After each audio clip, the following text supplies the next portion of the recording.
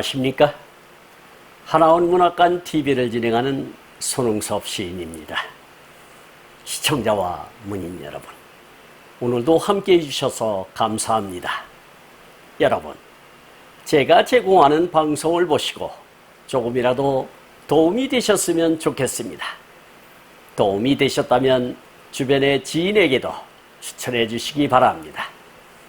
하나원 시인을 널리 알리는 것은 진행자의 사명이며 큰 보람입니다.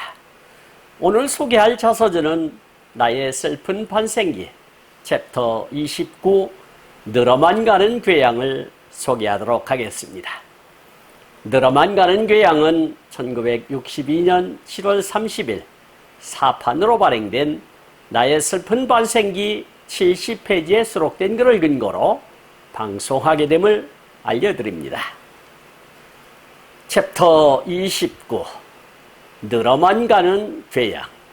그리하여 하는 수 없이 일본 대판에 있는 두 군데 제조 본포에 전보로 주문하였더니 원료 입수 불능과 촉매제 품절로 없다는 해전이었다. 그리하여 할 수 없이 대판에 있는 다각기 제약소에서 제조하는 히도노 꼬르를 300원어치 주문하였다. 온 몸뚱아리가 괴양투성이인데 이 상처 치료를 할 붕산연고도 약방에는 없었다. 그뿐만 아니라 상처를 소독할 옥시풀, 과산화수, 소수이든지 리조로, 석탄산, 흥송 같은 것도 없었다. 이쯤 되고 보니 붕대도 없고 가재나 탈지면도 없어 나는 점점 운명이 나를 버렸다는 마치 기암절벽에서 떨어지는 사람이 살자고 무슨 나무나 풀뿌리라도 쥐어보겠다는 심경에서 무엇이든지 목숨을 이어줄 수 있는 것이라면 붙잡으려고 하다가 붙잡지 못하고 떨어져 죽어가는 절망과 같이 앞이 캄캄한 공포감에 있었다. 나는 나에게 있다는 한도 이상의 지혜를 짜보아야 하겠다는 마음이 불같이 머리에 가슴에 타오른다. 그리하여 괴양의 치료제로서 단연고의 대용으로서는 하지감자를 쪄서 이것을 절구에다가 다듬어 돌에다 인절미떡을 치듯이 쳐서 단연고같이 만들고 여기에다 붕산말과 머큐르크롬을 섞고 그 다음에 콩기름을 넣고 잘 섞고 비벼서 고약같이 만들었다. 탈지면이 없는 것은 차치하고 솜조차도 없는 것은 돈 주고 사려도 살 수 없는 데는 하는 수가 없었다. 전쟁으로 그 흔하던 물자가 무엇이든지 없어지고 무슨 물건이든지 보고 죽자도 없는 일본의 패전에 궁상은 날로 심하여졌다. 괴양이 온 전신에 만창이 되어 하나하나를 치료를 한다는 것은 도저히 못할 일이며 신경이 짜려서 할 수 없는 일이다. 온 몸뚱아리에서 괴양이 없다는 것을 말한다면 흉부와 복부 그리고 인류의 영원한 영천부인 피부를 빼놓고는 전부가 괴양이다. 하루는 얼마나 되는가 괴양을 헤어보는 것이었다.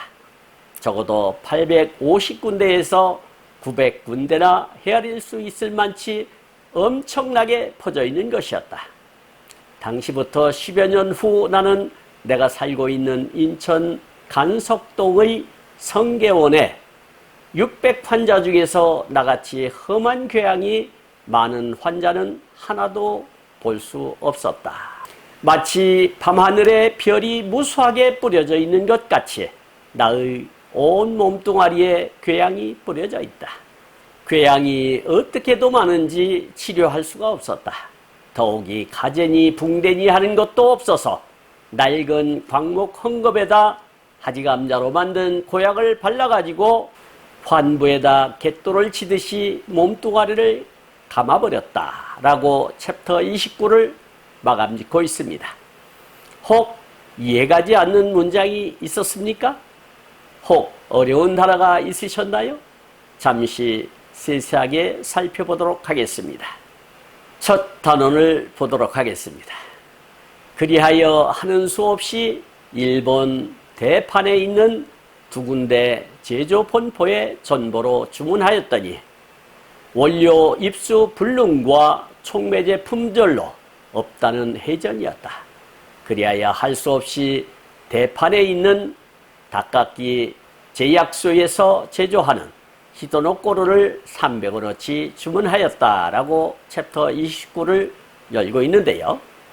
지난 챕터에서 언급했듯이 하운의 아버지께서 전국을 돌며 병원과 약국을 샅샅이 뒤져보았으나 의약품을 구할 수가 없었다고 하였는데, 하운은 자신이 일본에서 공부한 경험을 살려 오사카에 있는 한센병에 유익한 약품회사 두 군데에 전보를 보내 주문을 냈으나 원재료 품절로 인하여 어렵다는 소식을 받았고, 같은 곳에 위치한 닭깎이 제약소에 히도노꼬르를 300원어치 주문을 하였다고 합니다. 하운은 이리 농림학교와 북경대 농학원에서 축목학 공부를 한 터라서 기본적인 의학 상식을 알고 있는 터라서 주문이 가능했던 것으로 보여집니다.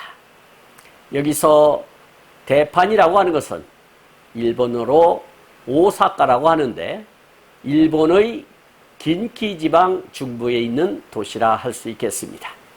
그리고 제조 본포라고 하는 것은 제품을 만드는 본사 또는 본점을 뜻하며, 한국에서는 식당에서 흔히 원조라고도 표현을 합니다. 그리고 전보라고 하는 것은 전신으로 단시간에 보내는 통신이나 통보를 이르는 말이 되겠고, 원료 입수 불능이라고 하는 것은 중국식 표현으로서 원자재가 없어 구입하기 어렵다는 뜻으로 흔히 품절 또는 품귀라고 합니다. 그리고 촉매제라고 하는 것은 어떤 일을 유도하거나 변화하게 하는 계기를 비유적으로 이르는 말이 되겠습니다.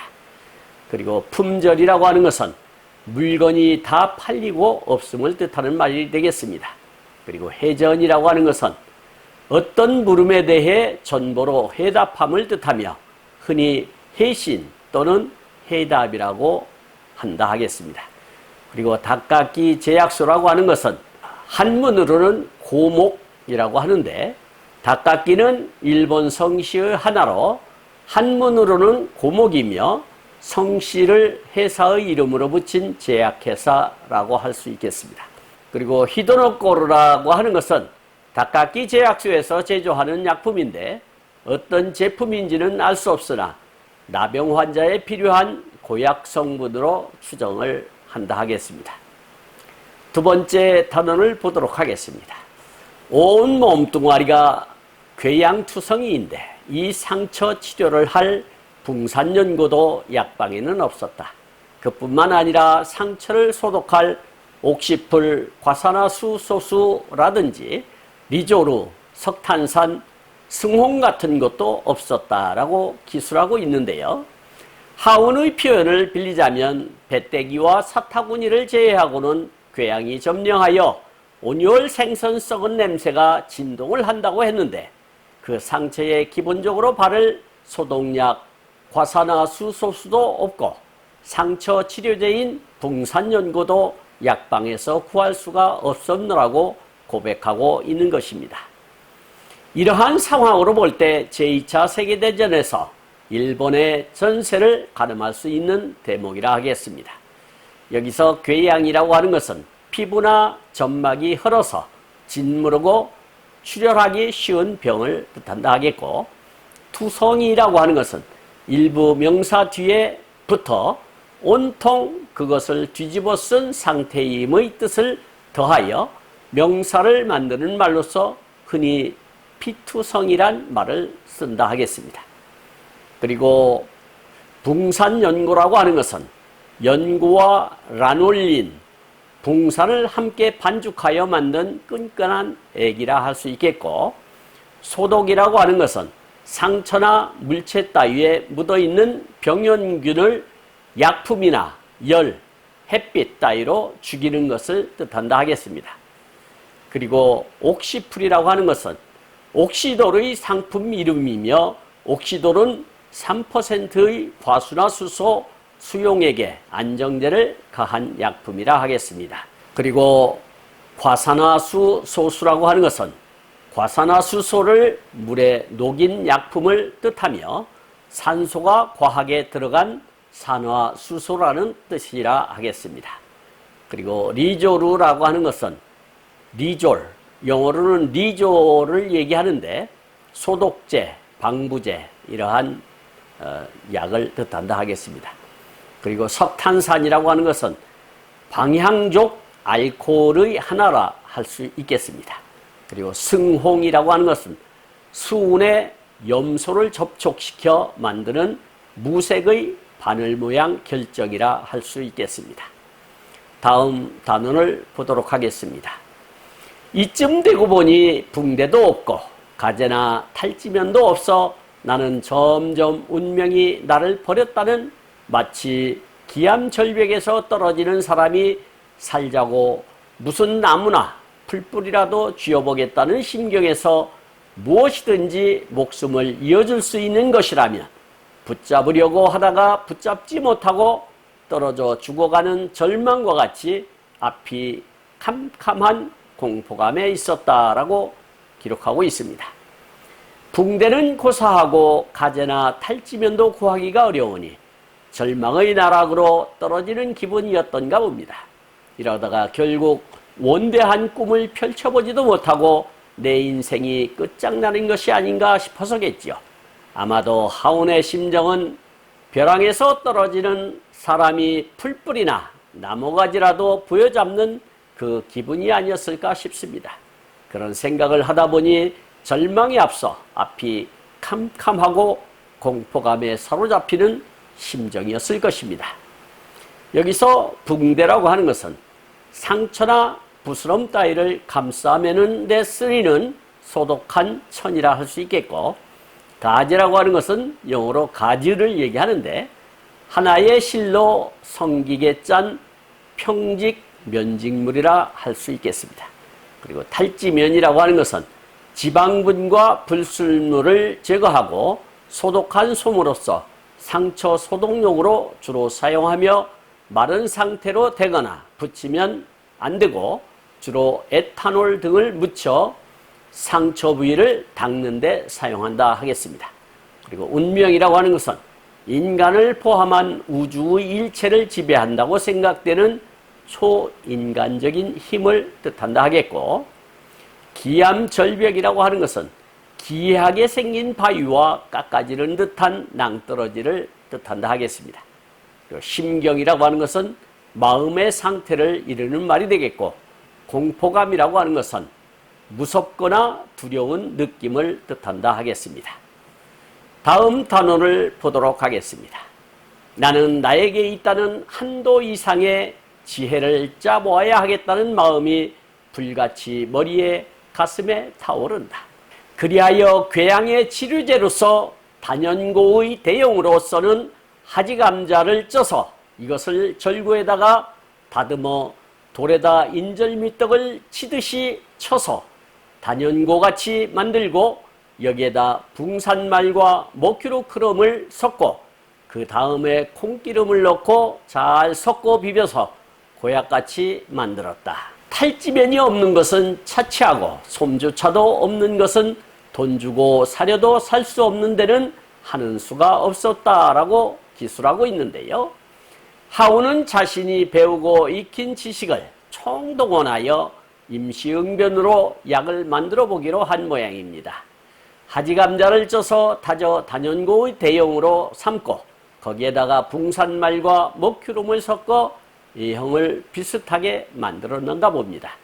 그러나 탈지면의 소재랄 수 있는 손마저 구하기가 어려운 것은 어찌할 도리가 없었는가 봅니다.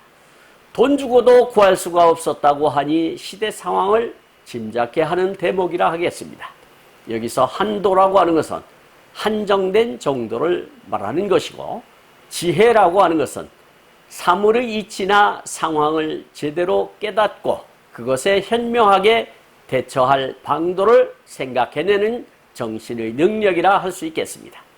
그리고 단연고라고 하는 것은 밀랍과 식물성 유지를 만든 누른 연고를 이른다 하겠고, 대용이라고 하는 것은 무엇을 대신하여 다른 것을 씀을 이르는 말이 되겠습니다.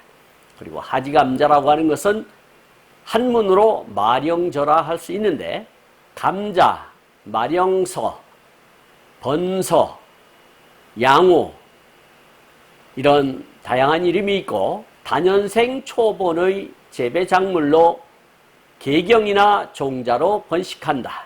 안데스 산맥의 페루가 원산지이다. 줄기는 높이 35 내지 70cm 정도로 가지가 갈라지고 땅속 줄기의 끝이 개경으로 되며 독특한 냄새가 난다. 그리고 절구라고 하는 것은 사람의 힘으로 곡식을 빻거나 찌으려 떡을 치기도 하는 속이 우묵한 나무나 돌로 만든 통을 이르는 말이 되겠습니다. 그리고 붕산말이라고 하는 것은 붕소를 중심 원자로 하는 산으로 된 분말가루를 뜻한다 하겠습니다. 그리고 머큐로크롬이라고 하는 것은, 머큐로크롬은 작은 상처에 쓰이는 국소 소독약이며 메르브루민의 상품명이라 하겠습니다. 화합 물명인 메르브루민대로 수은과 브롬이 들어있는 화합물이지만 머큐로크롬이라는 말과는 달리 크롬은 들어있지 않다 합니다. 그리고 고약이라고 하는 것은 환부에 바르는 약재로서 부드러워서 바로 바를 수 있는 연고와 굳어 있어서 녹여 발라야 하는 경고로 나뉜다 하겠습니다. 다음 단원을 보도록 하겠습니다. 전쟁으로 그 흔하던 물자가 무엇이든지 없어지고 무슨 물건이든지 보고 죽자도 없는 일본의 패전의 궁상은 날로 심하여졌다. 궤양이 온 전신에 만창이 되어 하나하나를 치료를 한다는 것은 도저히 못할 일이며 신경이 짜려서 할 수 없는 일이다.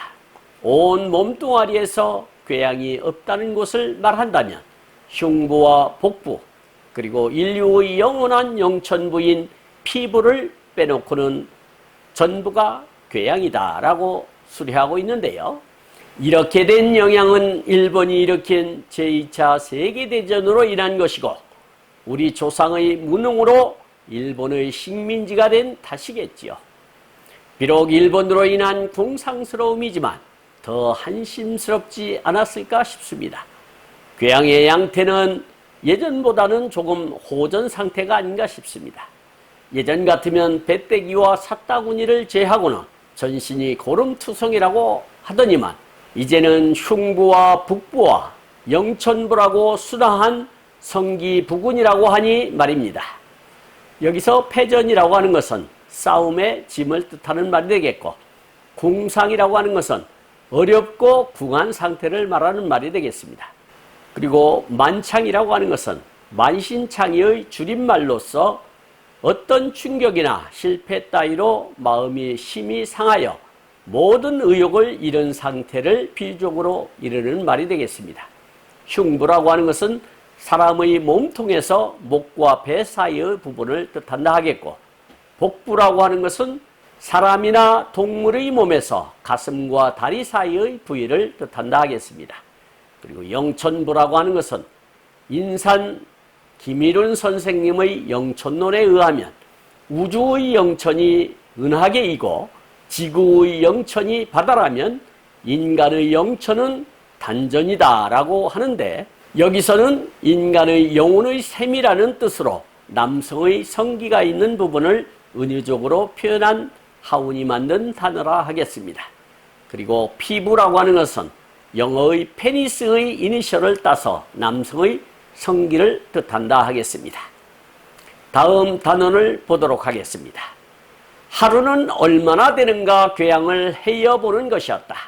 적어도 850군데에서 900군데라 헤아릴 수 있을 만치 엄청나게 퍼져 있는 것이었다.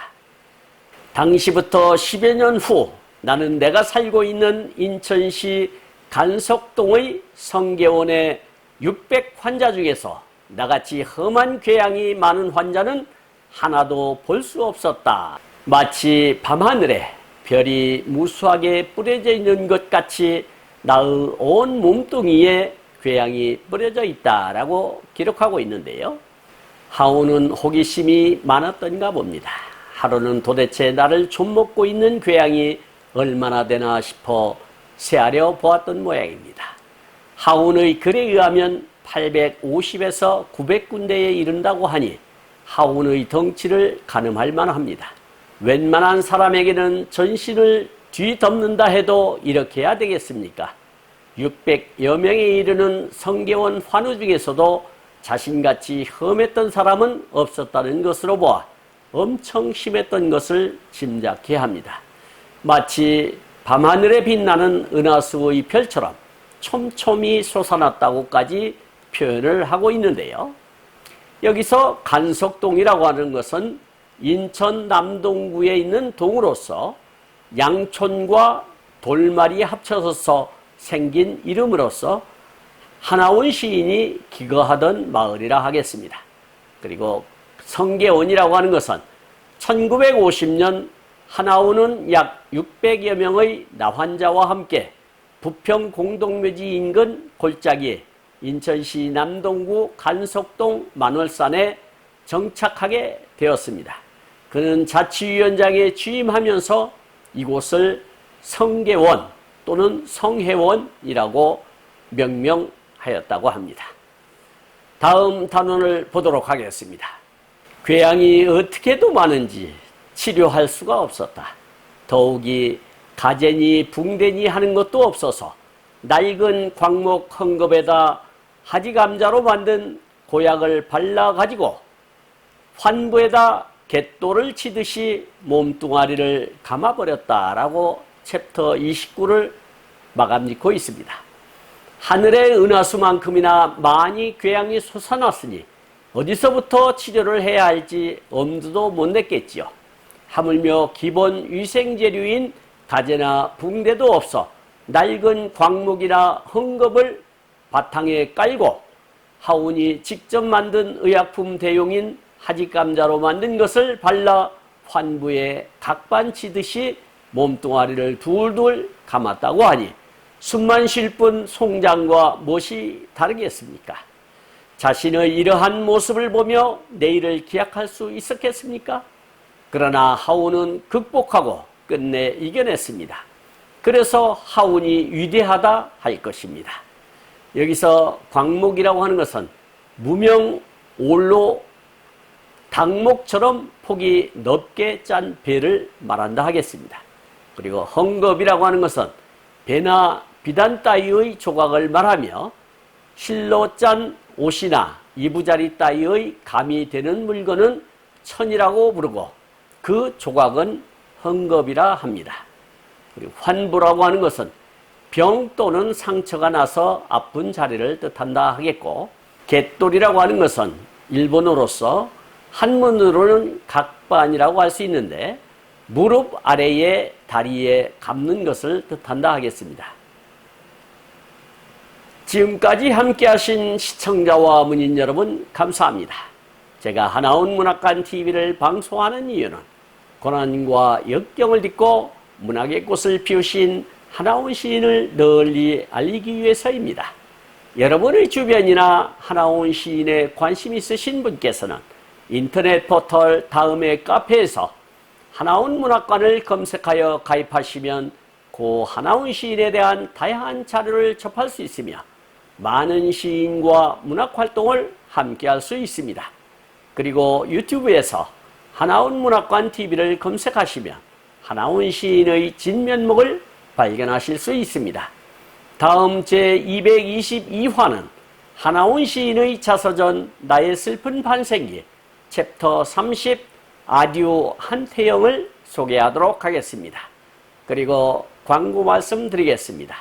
하나원 문학관에서는 화면의 사진과 같이 문인의 등용문인 파랑새라는 문학지를 발간하고 있습니다. 화면의 안내와 같이 금년 12월 20일 출간 예정인 파랑새 제8집에도 적극적인 참여 부탁드립니다. 보다 더 알찬 내용으로 찾아뵙겠습니다.